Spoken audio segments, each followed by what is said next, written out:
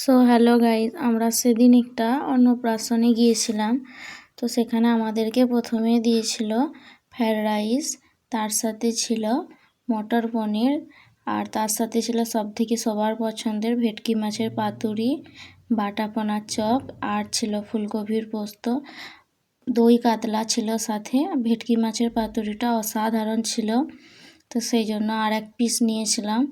তোমরা দেখতেই পাচ্ছ ভেটকি মাছের পাতুরিটা জাস্ট অসাধারণ ছিল। জাস্ট মুখে দেওয়া মাত্রই মনে হচ্ছিল যে যেন অনেক দিন পর একটা ভালো খাবার খাচ্ছি।